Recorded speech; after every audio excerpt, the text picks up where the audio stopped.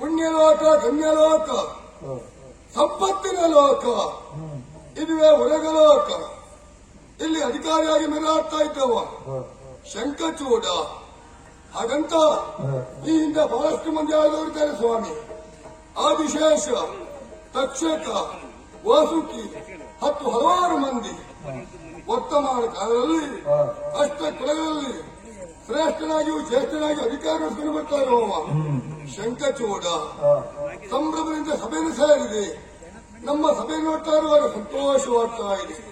ಉರಗಾದಿಗಳೆಲ್ಲ ಜಯಘೋಷದೊಂದಿಗೆ ಸ್ವಾಗತ ಮಾಡ್ತಾ ಇದ್ದಾರೆ. ಹಾಗಿರುವಾಗ ನನ್ನ ಅಧಿಕಾರಿಯನ್ನು ಸಂತೋಷಪಡಿದಂತಾಯಿತು. ಹಾಗೆಯೇ ಭೂಲೋಕದ ಕಡೆ ಗಮನ ಇಟ್ಟಾಗ ಭೂಲೋಕದಲ್ಲಿ ಮಾನವರು ನಮ್ಮನ್ನು ಹೇಗೆ ಕೊಂಡಾಡ್ತಾ ಇದ್ದಾರೆ.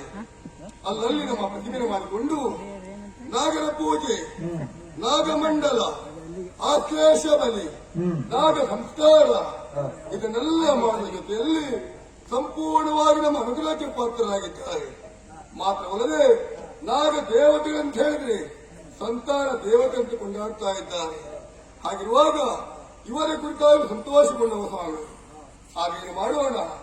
ನನ್ನ ಜೀವನದ ಕುರಿತಾಗಿ ಯೋಚನೆ ಮಾಡ್ತಾ ಇರುವಾಗ ಈ ಹಿಂದೆ ಬಹಳಷ್ಟು ನೋವನ್ನು ಕಂಡವರು ಸ್ವಾಮಿ.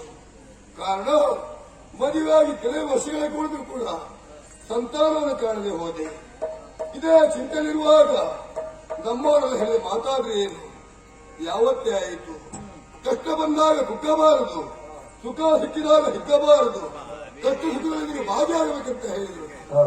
ಏನು ಮಾಡಬೇಕು ಕೇಳಿದಾಗ ನೀನು ಕೂಡ ದೇವತೆ ಕಾರ್ಯಕ್ಕೆ ಮುಂದಾಗಬೇಕಂತ ಹೇಳಿದ್ರು. ಅವರ ಮಾತಿನಂತೆಯೇ ಅದೆಷ್ಟೋ ದೇವತೆ ಕಾರ್ಯವನ್ನು ಮಾಡಲಿಕ್ಕೆ ಮುಂದಾದೆ. ದಾನ ಧರ್ಮವನ್ನು ಮಾಡಿದೆ, ಹೋಮ ಹವನಾದಿಗಳನ್ನು ಮಾಡಿಸಿದೆ. ಎಷ್ಟೋ ಮಂದಿ ಬ್ರಾಹ್ಮಣರಿಗೆ ಭೋಜನದ ವ್ಯವಸ್ಥೆ ಕೂಡ ಮಾಡಿದ ಸ್ವಾಮಿ. ಇದ್ಯಾವುದರಲ್ಲಿ ಸಂತಾನವನ್ನು ಕಂಡಂತೆ ನಾನು ಒಮ್ಮೆ ನಮ್ಮೆಲ್ಲ ಕೈಲಾಸಗಿರಿಯನ್ನು ಸೇರಿ ಪಾರ್ವತಿ ಪರಮೇಶ್ವರನ್ನು ಒಲಿಸಿಕೊಂಡು ವರವನ್ನು ಪಡೆದಂತ ನಾನು ಉರಗಲೋಕ್ಕೆ ಬಂದು ನಿಷ್ಠೆಯಿಂದ ಭಕ್ತಿಯಿಂದ ಕೇದಾರ ವ್ರತವನ್ನು ಆಚರಿಸಿದ್ದೆ. ಆದ ಕಾರಣ ನನ್ನ ಜನ್ಮ ಎನ್ನುವುದು ಪಾವನವಾಯಿತು. ಯಾಕೆ ಬಲ್ಲಿರ